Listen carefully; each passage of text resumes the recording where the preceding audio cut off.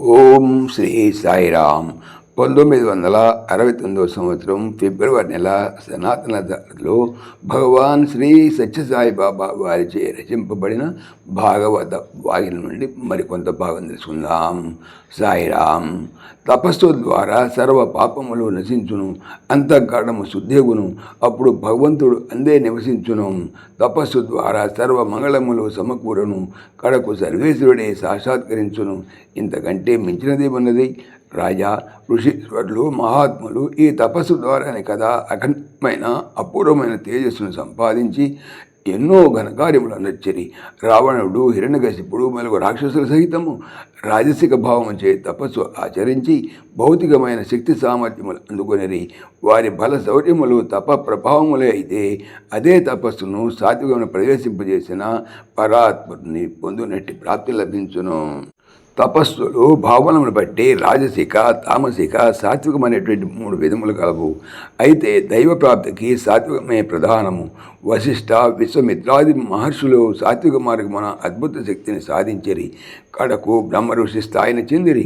వాటిలో మరీ 3 విధములు గలవు. మానసిక, కాయిక, వాచికములు అనేటువంటి తపస్సులు. ఈ మూడింటి యందు ఏది ప్రధానమని నీకు శంక వచ్చును, సంశయించవచ్చును. 3 ప్రధానములు అయినను మానసిక తపస్సును ఆధారము చేసుకొనగా మిగిలిన కాయికములు అందులోని ఇమిడిపోను. విషాధీనుడు వాడు తన కోరికను నెరవేర్చుకొనుటకు అనేక విధముల ప్రయత్నించును.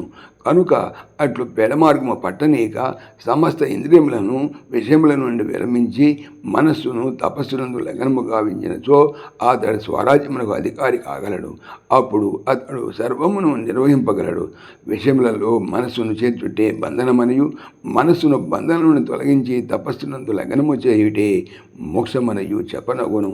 మహారాజా, కనిపించు పదార్థములన్నీ కూడా అనిత్యములు. హరి ఒక్కడే సత్యము.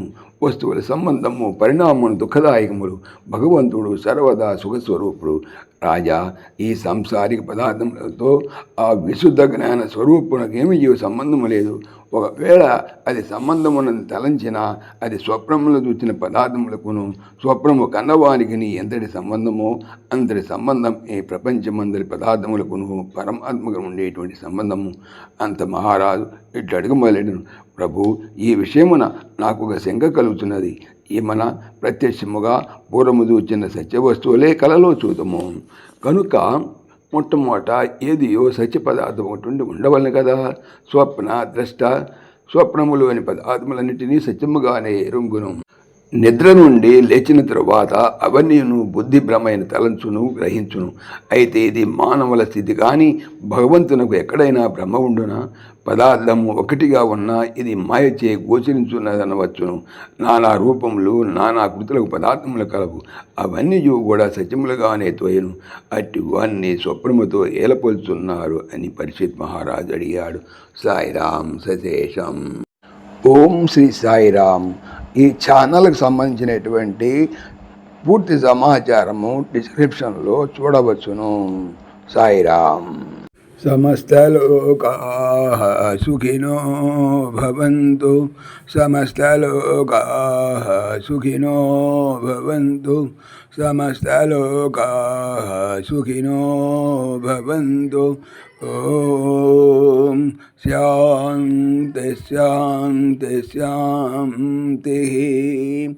జై భోले భగవాన్ శ్రీ సత్య సాయి బాబాజీకి జై. జై సాయిరామ్. జై జై సాయిరామ్. ఆత్మీయులకు మనవి, ఈ ఛానల్తో పాటుగా లెరన్ భగవద్గీత లైవ్ గీత అనేటువంటి మరొక భగవద్గీత ఛానల్ను నా చేత స్వామి చేయిస్తున్నారు. దీనికి సంబంధించిన లింక్ డిస్క్రిప్షన్లో చూడవచ్చును. సాయిరామ్.